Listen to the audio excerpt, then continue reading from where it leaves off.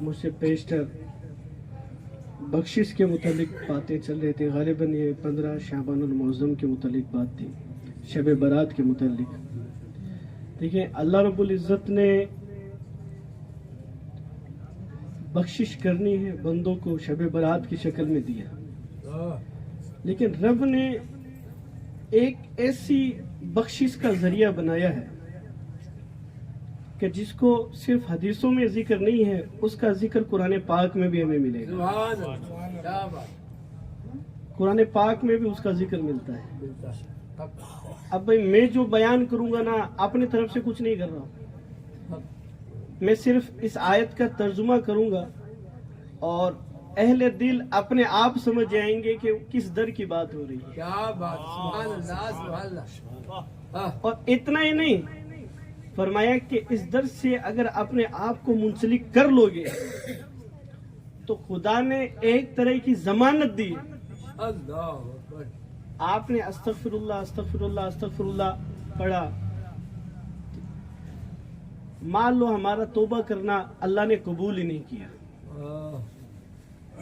شب برات میں آپ جاگے ہیں, استغفر اللہ پتہ نہیں دل سے پڑھا کہ نہیں پڑھا, خدا نے آپ کا پڑھنا قبول نہیں کیا. اللہ لیکن وہی رب ہمیں ایک ایسا در بتا رہا ہے, اللہ اللہ. وہاں جاؤ گے اور وہاں جا کے استغفر اللہ کہا, اور اس در والے نے یہ کہہ دیا کہ مولا معاف کر دے, سبحان اللہ. تو خدا نے گارنٹی اور ضمانت دی ہے, وہاں سے خالی نہیں لوٹا.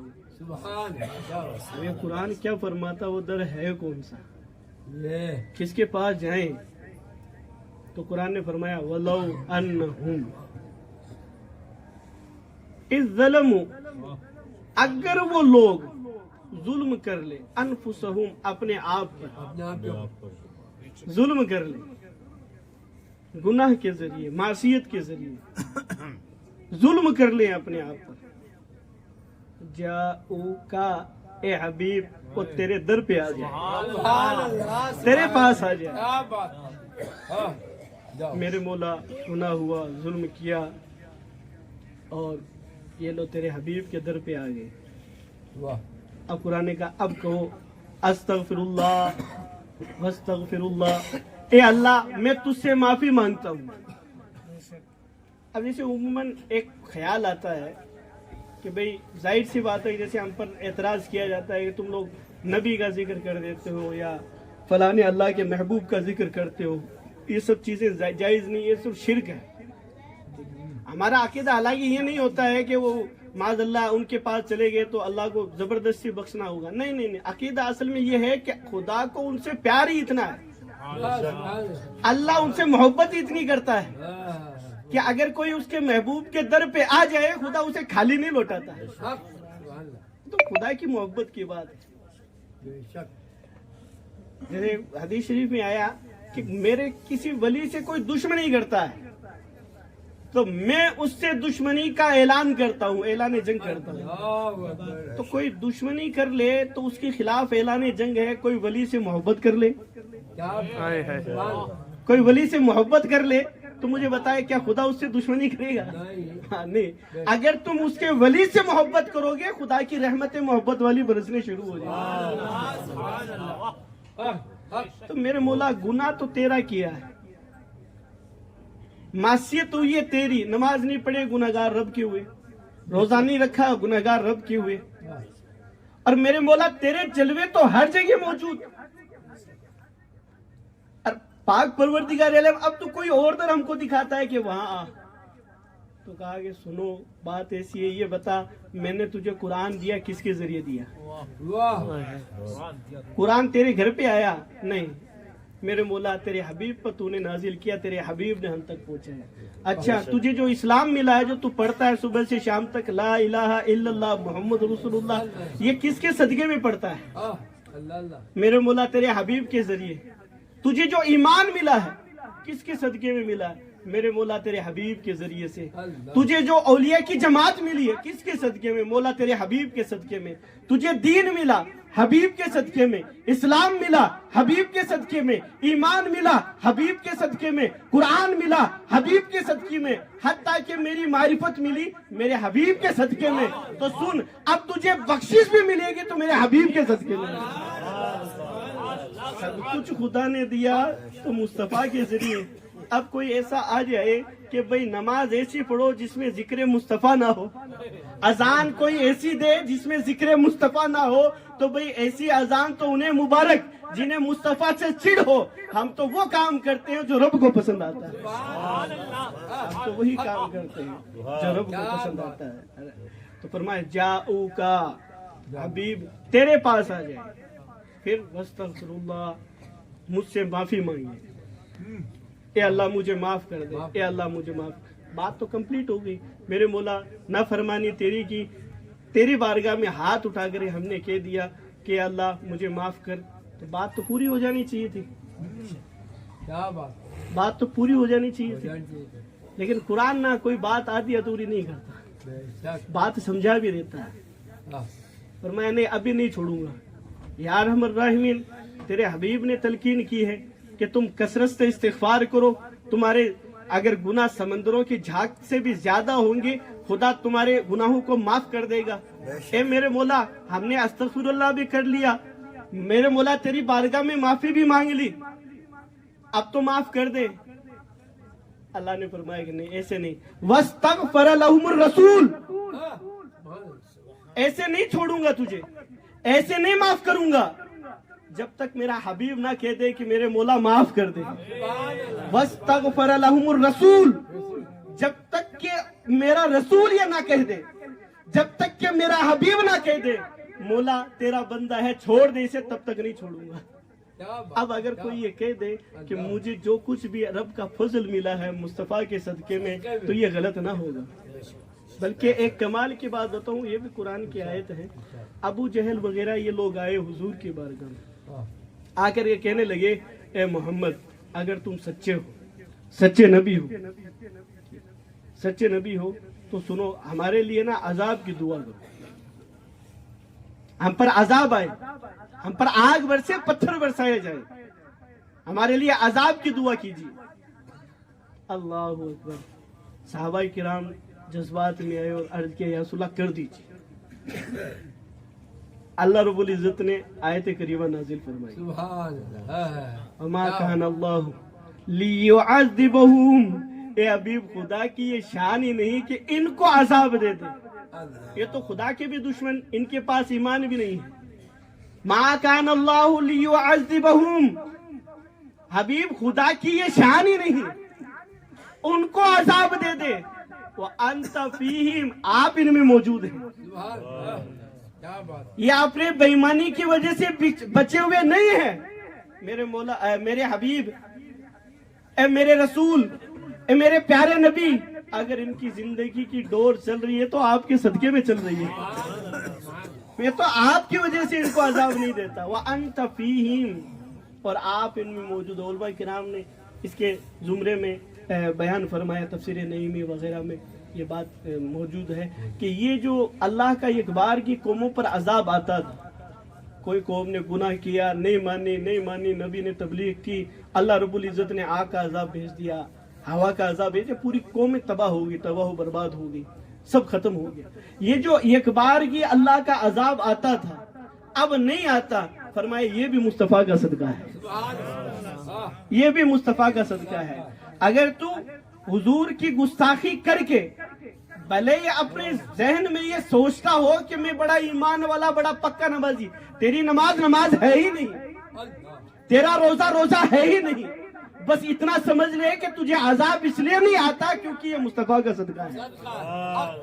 लोग बचे हुए भी हैं तो मुस्तफा के सदके में। फरमाया वस्तगफर लहुमुर रसूल, जब तक कि मेरा हबीब ना कह देगा कि मौला छोड़ दे, मैं इसे तुझे नहीं छोड़ूंगा, तुझे माफी नहीं मिलेगी।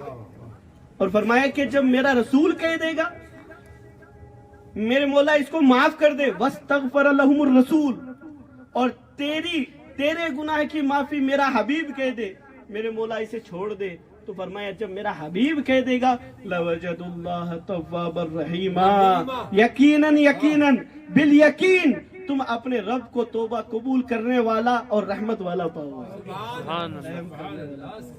اب دیکھو کوئی یہ کہہ دے کہ بھئی حضور کے بغیر کچھ بھی نہیں ہوتا، کوئی یہ ذہن رکھ لے کہ بھئی آج کے دور میں اب حضور کی کیا ضرورت ہے، تو بھئی یہ اس کی عقل کی کمی ہے، یا اس کی عقل کی کمی ہے۔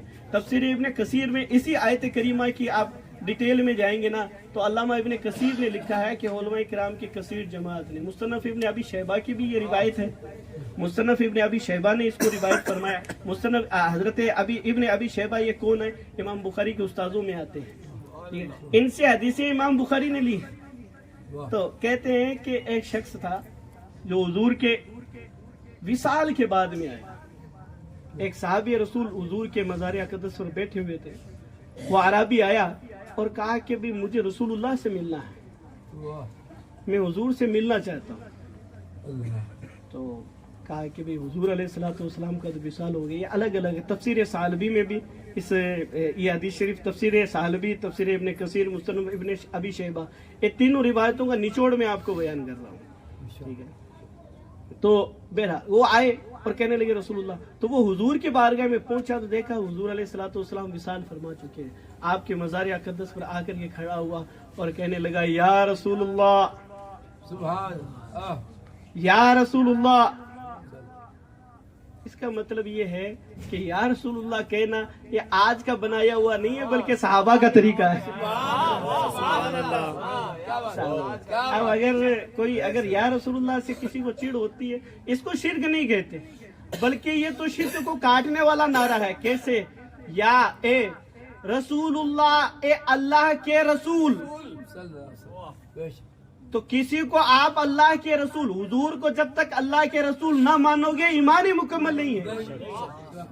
اور اب اگر کوئی کہہ دے کہ تم نے یا رسول اللہ کر کے شرک کیا ہے تو شرک کیسے ہے؟ ہم تو پکارے رسول اللہ کے رسول کو ہی ہے۔ صحابی نے آ کے کہا یا رسول اللہ، ایک بات۔ دوسری بات یہ کہ یاد رکھیں انہوں نے یا رسول اللہ پکارا حضور کی طرف، مزار اقدس کی طرف دیکھ کر کے، مدینے کی طرف، مزار اقدس کی طرف رخ کر کے یا رسول اللہ کہنا یہ بھی صحابی کے قول سے ثابت ہے۔ عرض کیا یا رسول اللہ، اس کا مطلب یہ کہ یہ صحابی کا عقیدہ ہے میرا نبی جو ہے بظاہر دنیا سے پردہ لے چکا ہے لیکن ابھی میری پکار سن رہا ہے۔ یا رسول اللہ، یا رسول اللہ، یا رسول اللہ، اے اللہ کے رسول، یا رسول اللہ میں آپ کی بارگاہ میں حاضر ہوا ہوں، میں آپ کے پاس آیا ہوں آقا، میں نے اپنے جان پر ظلم کیا ہے، مجھ سے گناہ ہو گیا، مجھ سے لغزش ہو گئی ہے، اور میں نے آپ کے رب کا کلام پڑھا ہے۔ آپ کا رب یہ کہتا ہے کہ کوئی اپنی جان پر ظلم کر لے تو وہ میرے حبیب کی بارگاہ میں آ جائے۔ آقا میں آپ کی بارگاہ میں آ گیا، میں آپ کی بارگاہ میں آ گیا، اللہ اکبر، یا رسول اللہ میں آپ کی بارگاہ میں آ گیا، میں آپ کی بارگاہ میں رب تبارک و تعالیٰ سے اپنے گناہوں کی معافی چاہتا ہوں۔ اللہ اکبر۔ فرمایا وہ صحابی کہتے ہیں کہ مجھے بیٹھے بیٹھے نیند آئی، اونگ آئی، میں نے دیکھا کہ مصطفیٰ جان رحمت صلی اللہ تعالیٰ علیہ وسلم میرے خواب میں تشریف لائے اور کہا کہ جاؤ اس اعرابی سے جا کر کے مجدہ سنا دو، خدا نے تیری بخشش کر دی، خدا نے تیری بخشش کر دی ہے۔ اللہ اکبر۔ تفسیر ابن کثیر میں اس کا ذکر، حالانکہ بہت سارے ویڈیو کلپس آپ اس میں دیکھیں گے کہ صاحب کیا نام ہے، یہ جو روایت ہے صحیح نہیں ہے، وہ بھئی کلپ بنانے سے کچھ نہیں ہوتا، اس روایت پہ آ کر کے بات کرنے سے بہت کچھ ہوتا ہے۔ دیکھ کر کے بیٹھ کر کے بات کریں، انشاءاللہ ہم لوگ اس آیت کی اس حدیث پاک کی سند کے متعلق بھی بات کر سکتے ہیں، بتا سکتے ہیں کتنی صحیح ہے کتنی نہیں۔ بس یہ بات یہ ہے کہ جب کوئی چیز اپنے عقیدے کے موافق بنتی ہے تو کہتے ہیں سبحان اللہ۔ یہ عموماً میں نے ایک عقیدے کی ایمان کی بات ہوتی ہے، ٹھیک ہے، ایک کلپ میں نے دیکھی کہ ایک شخص جو تھے وہ بیان کر رہے ہیں، حدیث شریف بیان کر رہے ہیں۔ اب نظریہ ہوتا ہے، اپنا اپنا نظریہ ہوتا ہے دیکھنے کا، کوئی دیوانہ دیوانوں والی نظر سے دیکھتا ہے، مستانہ مست والی نظروں سے دیکھتا ہے، اور بے ایمان بے ایمانی کی نظر ڈالتا ہے۔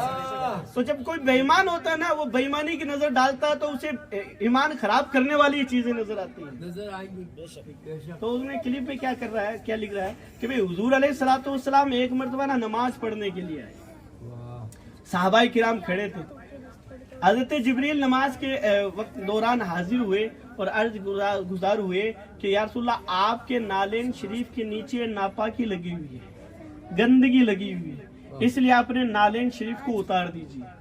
तो आपने नालेन शरीफ को उतार दिया। साहबा ने भी आपको पीछे पीछे इत्तिबा में अपने अपने नालेन अपने अपनी जूतियों को उतार दिया। अब वो जो इससे दलील पकड़ रहे हैं ना, वो क्या कहा, देखो इसका मतलब ये है कि हुजूर को इल्म गैब नहीं है, क्योंकि हुजूर के तलवे के नीचे जो नापाकी लगी हुई थी, ठीक है ना, वो उसका भी पता नहीं था, तो नजरिया है। मैंने उसका जवाब दिया, मैं क्या नहीं, बेईमानों को बेईमानी वाली नजर जब डालते हैं ना तो ईमान खराब करने वाली नजर रहती है। अब एक अहले ईमान आशिक रसूल का नजरिया बताता हूँ, मैं अपने विजदान ईमान की तकाजा और उसका मैं अपना नजरिया आपको बताता हूँ। इसी हदीस शरीफ से पता चलता है कि हजरत जिब्रील सिदरा पे रह करके नाले ने पाके मुस्तफा को तकते रहते हैं। ये हदीस शरीफ ये बताती है कि वो सैयदुल मलाइका सिदरा की बुलंदियों पर भी रह करके तलवाए मुस्तफा को तकते रहते हैं, तलवाए मुस्तफा को तकते रहते हैं और हाजिर खिदमत बारगाह रिसालत हो करके कहते हैं या रसूलुल्लाह नाले पाक, नाले पाक, आपके नाले पाक के नीचे ये लगी हुई है। और कहते हैं हुजूर को इल्म गैब नहीं, मुझे ये बताओ हजरत जिब्रील हुजूर के खादिम है, उनको सिदरा से पता चल गया कि नाले ने पाक के नीचे नापाकी लगी हुई है, जिब्रील के आका को पता नहीं होगा? क्या बात है, क्या जिब्रील के आका नहीं जानेंगे? बसा औकात मौके रहते हैं। मुस्तदरक हाकिम की रिवायत है, एक शख्स आया, यहूदी आया, और एक शख्स आकर ये कहने लगा, मोहम्मद मेरी इस ऊँटनी में क्या है, अगर तुम बता दोगे तुम्हें तुम पर ईमान लेकर के आ जाएंगे। हुजूर अलैहिस्सलाम खामोश हो गए, बोले नहीं।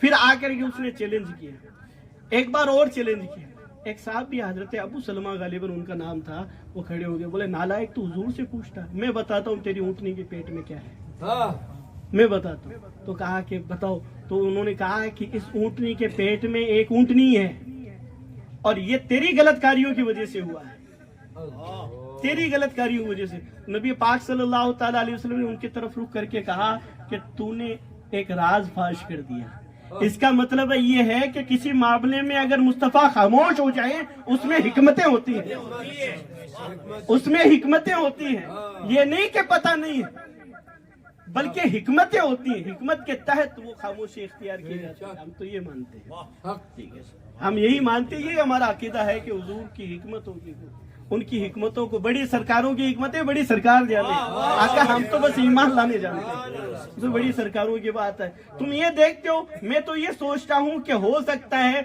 हजरत जिब्रील ने आकर के खबर दी तो ये दिखाना मकसूद था कि सिदरा वाला तलवाए मुस्तफा को तकता है, तलवाए मुस्तफा को तकता है। तो बहरहाल दो साहबी आए हुजूर अलैहिस्सलाम के बारे में, हुजूर ने ख्वाब में आकर के कहा। इसी तरीके से एक और रिवायत है, फरमाते हैं कि जब 61 साल का ज़माना था, मुश्किलात बढ़ गई थी और हत्ता कि हालत ये हो गई थी कि लोग मुर्दार खाने लग गए थे। हजरत उमर रज़ी अल्लाह तआला अन्हु का दौरे खिलाफत था। एक शख्स आया और नबी पाक सल्लल्लाहु तआला अलैहि वसल्लम की बारगाह में और आकर के कहने लगा, या रसूलुल्लाह सल्लल्लाहु तआला अलैहि वसल्लम, आपकी उम्मत हलाक हो रही है, आका आपकी उम्मत मुश्किल में घिरी हुई है,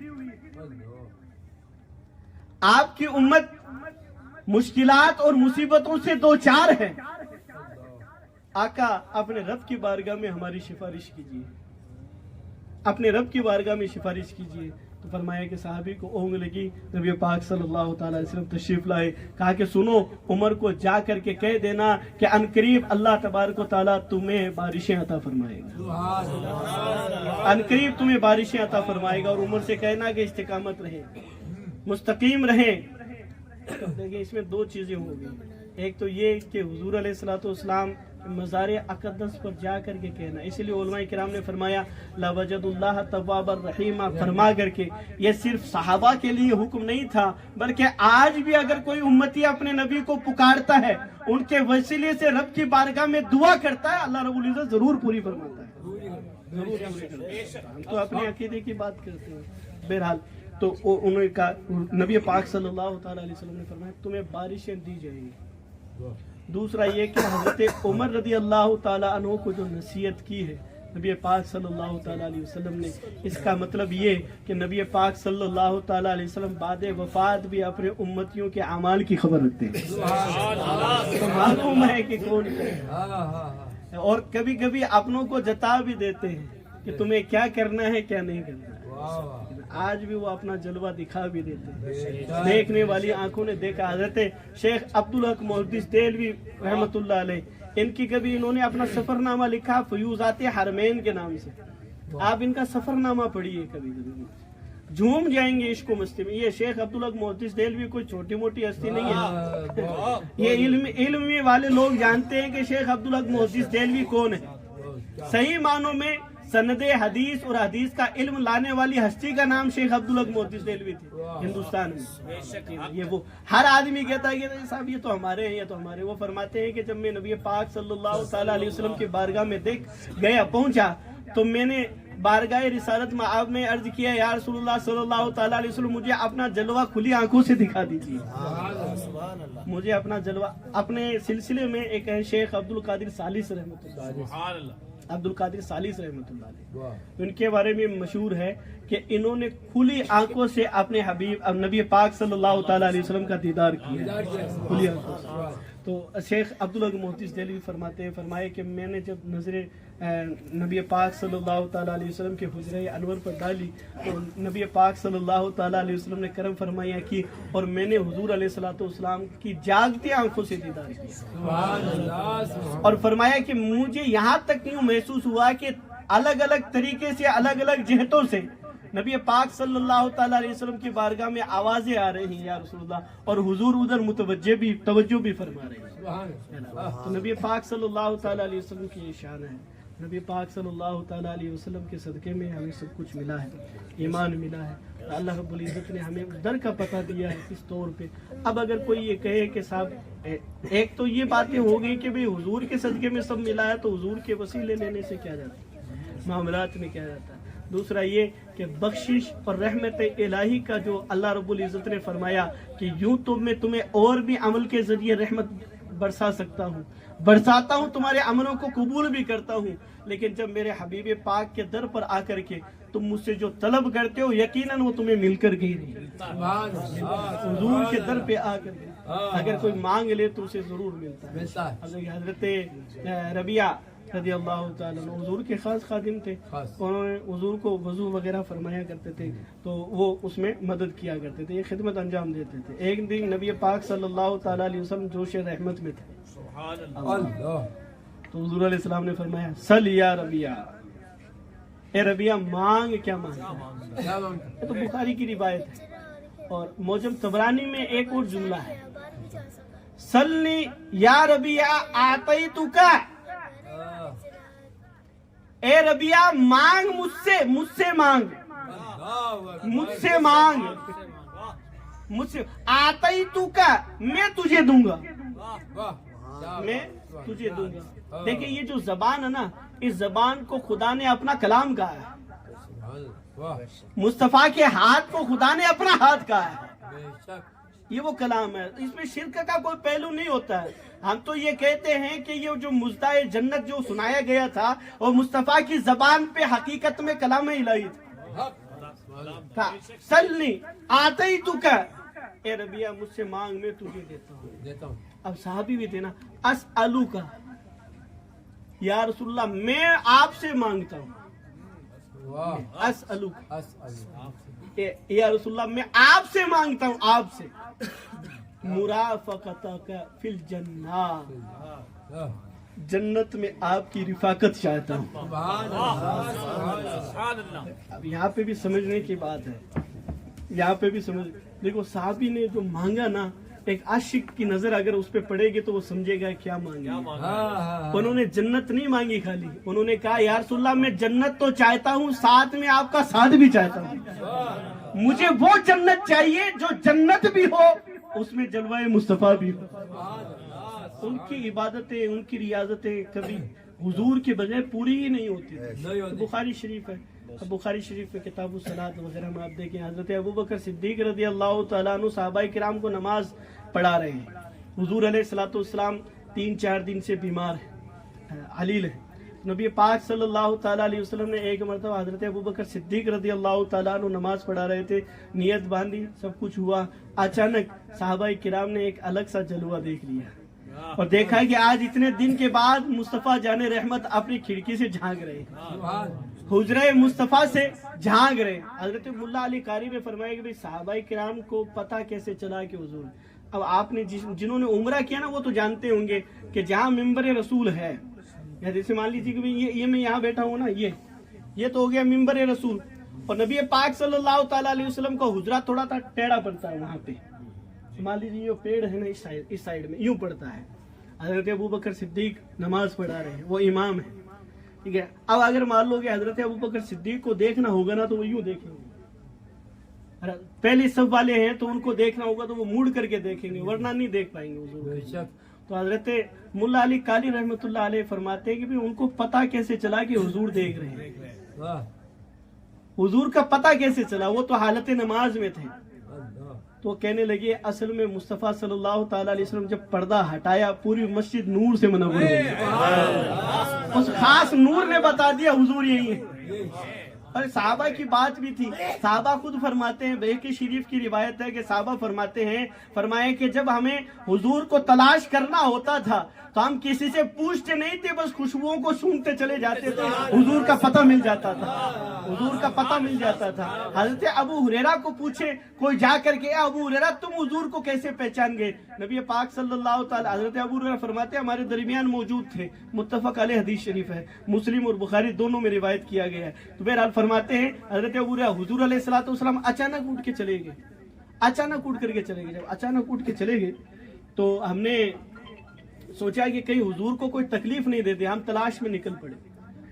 تو حضرت ابو ہریرہ کہتے ہیں کہ سب سے پہلے میں اٹھ کر کے گیا, میں حضور کو تلاش کرتا پہنچا, ایک باغ کے پاس پہنچا. اب اس میں جانے کا مجھے راستہ نہیں مل رہا تھا, اور حضرت ابو ہریرہ کہتے ہیں بھی میرا دل بے چین تھا کہ حضور اسی باغ میں ہے. اب اس کی وجہ میں بتاتا ہوں. حضرت ابو ہریرہ کہتے ہیں مجھے اس باغ میں جانے کا راستہ نہیں ملا, ایک چھوٹا سا نالا ملا, میں اس میں گھس گیا, اور میں ایک دم پورا سمیٹ کر کے اس کے اندر سے گیا تو میں باغ میں داخل ہو گیا. تو علماء کرام فرماتے ہیں کہ حضرت ابو ہریرہ کا بے چین ہونا اور اس طرح سے باغ میں داخل ہونا, پہلی بات تو یہ کہ اس کا مطلب یہ ہے کہ دیواریں بہت اونچی تھی, ورنہ تو لانگ کر کے بھی جا سکتے تھے, اوپر سے بھی جا سکتے تھے. اس کا مطلب یہ کہ دیواریں بہت اونچی تھی. تو حضرت ابو ہریرہ کو یقین کیسے ہوا کہ مصطفیٰ اس باغ میں ہے؟ تو کہا 2 وجہ ہو سکتی ہے. ایک تو یہ کہ اس باغ میں گرچہ پھول ہوتے ہوں گے, گرچہ الگ الگ خوشبو والے پھول ہوں گے, لیکن خوشبو مصطفیٰ ایسی تھی کہ پھولوں کے خوشبو پہ غالب آ گئی. اور حضرت ابو ہریرہ کہ یہ خوشبو کسی پھول کی نہیں ہو سکتی, یہ تو کسی آمینہ کے پھول کی ہو سکتی ہے, یہ تو کوئی باغ خلیل کا کوئی پھول ہو سکتا ہے جس کی یہ خوشبو ہے. اور فرماتے ہیں, فرمایا کہ یا پھر دوسری بات یہ کہ نبی پاک صلی اللہ تعالی علیہ وسلم جب رنگ نور میں ہوتے تھے تو آپ کی روشنی اس قدر نکلتی تھی کہ سورج کی روشنی پر بھی آپ کی روشنی غالب آ جاتی تھی. دن کا وقت تھا, تو حضور جب منور ہوتے تھے, جب مسئلے نورانیت میں آتے تھے, لباس نورانیت میں آتے تھے, تو آپ کی روشنی سورج کی روشنی پر بھی غالب آ جاتی تھی. سورج کی روشنی ماند پڑ جاتے تھے حضور علیہ الصلوۃ والسلام کی روشنی. تو فرمایا خوشبو اور نورانیت مصطفیٰ کا صدقہ تھا کہ حضرت ابو ہریرہ نے پہچان لیا مصطفیٰ اسی باغ میں. تو حضور علیہ الصلوۃ والسلام کی پہچان ہے. حضرت ابو الخیر اختہ رضی اللہ تعالیٰ عنہ, یہ مشہور تابعین میں سے آتے ہیں, امام بخاری کے استاذوں کے بھی استاذ کہلائے جاتے ہیں. فرماتے ہیں کہ ایک بار میں مدینہ میں تھا اور مجھے نا 2 دن سے بھوک لگ رہی تھی, کھانا مجھے ملا ہی نہیں. میں نے نبی پاک صلی اللہ تعالیٰ علیہ وسلم کے مزار اقدس کی طرف رخ کر کے کہا انا ضیفک یا رسول اللہ، یا رسول اللہ میں بھوکا ہوں اور میں آپ کا مہمان ہوں، آقا آپ کے در پر پڑا رہنے والا بھوکا رہے گا؟ فرمایا میری آنکھ لگی تو میں نے دیکھا کہ حضرت علی لوگوں کو ہٹا رہے ہیں کہ جلدی جلدی ہٹو، مصطفیٰ صلی اللہ تعالیٰ علیہ وسلم تشریف لا رہے ہیں۔ اور حضور علیہ الصلوۃ والسلام میرے پاس تشریف لائے تو نبی پاک صلی اللہ تعالیٰ علیہ وسلم کے دست مبارک میں روٹی تھی اور مجھے آ کے کہا کہ بھوک لگ رہی ہے۔ میں نے عرض کیا ہاں یا رسول اللہ بھوک لگ رہی ہے۔ آپ صلی اللہ تعالیٰ علیہ وسلم نے وہ روٹی کا ٹکڑا مجھے دے دیا، میں نے خواب میں ہی اس روٹی کے ٹکڑے کو کھانا شروع کیا۔ آدھی کھائی تھی کہ میری آنکھ کھل گئی، کیا دیکھتا ہوں کہ آدھی روٹی کا ٹکڑا اب بھی میرے ہاتھ میں موجود ہے۔ اور یہ نا کوئی لیلا مجنون کے ناولس وغیرہ کے نہیں سنا رہا ہوں میں، یہ وہ شخصیات ہیں جنہوں نے حدیثیں ہم تک پہنچائی، اور کوئی انگلی اٹھا کر کے دیکھے ابو الخیر اختہ پر، پھر بتاتے ہیں کہ کتنی حدیثوں کو آپ کھودو گے، ٹھیک ہے نا؟ یہ وہ ہستی ہے، یہ کوئی میں ناولس نہیں سنا رہا ہوں آپ کو۔ الحمدللہ جتنی ساری چیزیں ہیں وہ محدثین اور علماء کرام، مفسرین کرام جنہوں نے دین کی خدمتیں کی ہیں، جن کے صدقے میں، جن کے ذریعے سے دین ہم تک پہنچا ہے، میں ان کی بات آپ کو بتا رہا ہوں۔ تو بہرحال تو نبی پاک صلی اللہ تعالیٰ علیہ وسلم کی بارگاہ میں تو وہ بارگاہ ہے جہاں ہر چیز سنی جاتی ہے۔ بہرحال تو مولا علی قاری رحمۃ اللہ علیہ فرماتے ہیں جب حضور نے پردہ ہٹایا تو وہ جو نور پھیلا نا مسجد میں، اس نور کی وجہ سے صحابہ کو پتہ لگ گیا کہ حضور ہمیں دیکھ رہے ہیں، ملاحظہ کر رہے ہیں۔ تو سارے صحابہ حضور کی طرف متوجہ ہوں گے، حالت نماز میں حضور کی طرف متوجہ ہوں گے۔ میں آپ کو ایک فیصلہ کرتا ہوں، ایک شخص ہے جو یہ کہتا ہے کہ بھئی نماز میں نا اگر کوئی زنا کا خیال کرے، زنا سمجھتے ہیں نا، زنا کا خیال کرے یا اپنی بیوی سے انٹیمیٹ، فزیکل انٹیمیٹ ہونے کا اگر خیال کرے، اگر میں تھوڑا ادب کی بولی بول رہا ہوں، فزیکلی اٹیچمنٹ کا، انٹیمیٹ ہونے کا خیال کرے اپنی بیوی سے، تب تو ٹھیک ہے، لیکن اگر کوئی حضور کا خیال کرے تو یہ نماز کو خراب کر دیتا ہے۔ آپ انصاف سے دیکھیے گا، ایک طرف یہ بولی ہے، دوسری طرف یہ ابو بکر صدیق، یہ صحابہ کرام کی نماز ہے جو میں آپ کو بیان کر رہا ہوں۔ صحابہ کرام سارے کے سارے متوجہ ہو جاتے ہیں، اور کہا کہ جب حضور کے چہرے مبارک پر ہماری نظر پڑی، صحابی حالت نماز میں ہے اور وہ کہتے ہیں کہ ہم تو نماز میں قرآن ہی پڑھتے نا، تو کہا جب رخ مصطفیٰ کو ہم نے دیکھا کأن وجہہ ورقۃ المصحف، گویا کہ آپ کا چہرہ مبارک قرآن کے پارے ہے، قرآن کے پارے چہرہ مصطفیٰ کے پارے میں، ورقۃ المصحف، حضور علیہ الصلوۃ والسلام کا چہرہ مبارک قرآن کے پارے جیسا نظر آ رہا تھا۔ سبحان اللہ سبحان اللہ، سارے متوجہ ہوئے، فرمایا کہ ہمارا جی چاہا کہ ہم نماز توڑ کر کے آ جائیں، ہم نماز توڑ دیں، لیکن نبی پاک صلی اللہ تعالیٰ علیہ وسلم نے ارشاد فرمایا کہ نہیں، اپنی نمازیں مکمل کرو، اپنی نمازیں مکمل کرو۔ ٹھیک ہے، اب میں نے یہاں دو باتیں میں عرض کرتا ہوں ہمیشہ، مجھے لگتا ہے کہ بھئی آپ کا وقت میں نے زیادہ لے لیا، 11 بج گئے، میرا ارادہ بھی تھا کہ 11 بجے تک تقریباً مکمل کر دیا جائے تو بہتر ہے، مناسب وقت میں بھی تو یہ حدیث شریف بات کر کے ہم بات مکمل کر دیتے ہیں، کر دوں پر 2-4 چھوٹی چھوٹی باتیں ہیں انشاءاللہ۔ ٹھیک ہے، تو دیکھیں میں یہاں 2 باتیں کہتا ہوں۔ کوئی صحابہ کرام سے پوچھے، ہم نے تو یہ مسئلہ پڑھا ہے کہ کسی کا چہرہ اگر قبلے سے ہٹ جائے اس کی نماز فاسد ہو جاتی ہے، تو ہونا تو یہ چاہیے تھا کہ حضور کہتے ہیں کہ صحابہ تمہاری نماز ٹوٹ گئی ہے، نماز دوبارہ پڑھو۔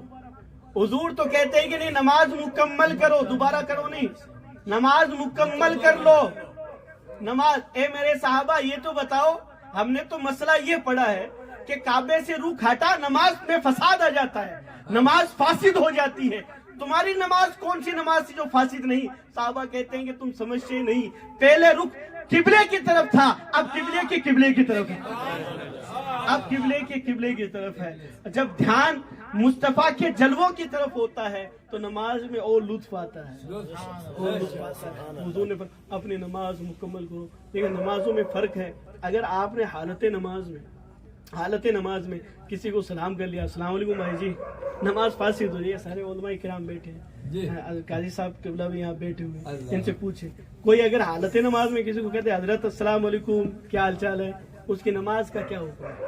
نماز ٹوٹ جائے گی۔ یہ ہمارا اور آپ لوگوں کا حال ہے کہ اگر کسی نے ہم سے سلام کر لیا تو ہماری نماز ٹوٹ جاتی ہے، اور حالت نماز میں السلام علیکہ ایھا النبی جب تک نہ کہہ دو نماز مکمل ہی نہیں ہوتی۔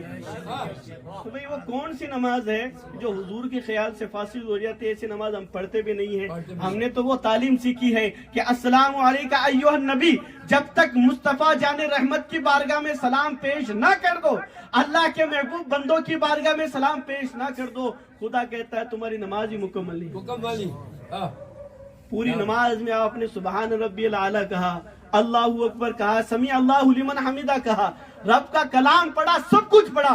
خدا نے تحیات میں لا کر کے بٹھا دیا کہ ابھی تو قرآن پڑھا، میری عظمت کے گیت تو نے گائے، میری عظمت بھی بول دی تو نے، میری عظمت اور میری تکبیر کا چرچا بھی تو نے کر دیا، اب مجھے یہ بتا میرے محبوبوں والا ہے کہ نہیں ہے؟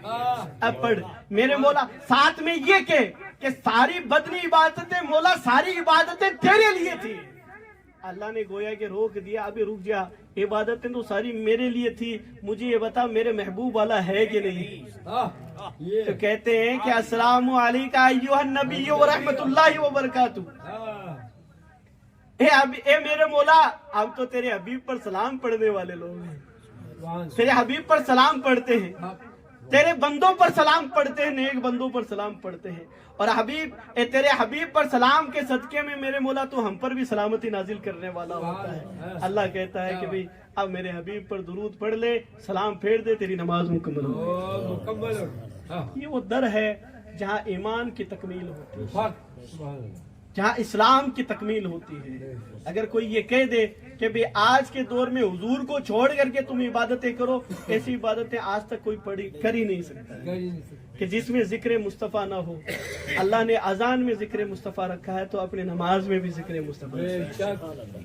یہ مصطفیٰ کا ذکر، حضور علیہ الصلوۃ والسلام کا در، اگر کوئی ہم سے چھڑانا چاہے گستاخی کے ذریعے بھی تو ہمیں چھوڑنا نہیں چاہیے، اس لیے کہ حضور کو چھوڑ دیا ایمان بھی ختم ہو، ایمان بھی ایمان نہ رہا۔ پھر زندگی بھر اللہ اکبر کہتے رہو یا نمازوں کی پابند رہو، جب ہم حضور کے نہ بن سکے تو خدا کے بھی نہیں بن سکے۔ اسی کو قرآن مجید میں کہا وَلَوْ أَنَّهُمْ إِذْ ظَلَمُوا، جب تم اپنے آپ پر ظلم کر لو میرے حبیب کے ذریعہ قدس پہ آ جاؤ، پھر وہاں آ کر کے مجھ سے توبہ کرو، اور میرا حبیب مجھے کہہ دے کہ اے اللہ تیرے اس بندے کو معاف کر دے، وجد اللہ توابا رحیما، تم اپنے رب کو توبہ قبول کرنے والا اور رحمت کرنے والا پاؤ گے۔ تو یہ رب تبارک و تعالیٰ نے ہمیں پتہ دیا ہے۔ اللہ رب العزت جو بھی بولنے میں، بیان کرنے میں غلطیاں ہوئی اپنے فضل سے، کرم سے معاف فرمائے، اور ہمیں اپنے حبیب کے دامن سے مضبوطی کے ساتھ وابستہ رہنے کی توفیق عطا فرمائے، ہمارے ایمان کی حفاظت فرمائے، عقیدے کی حفاظت فرمائے، اور ہمیں مسلک اعلیٰ حضرت عقائد اہل سنت پر گامزن فرمائے۔ استغفر اللہ رب من کل ذنب واتوب الیہ وما علینا الا البلاغ۔ السلام علیکم۔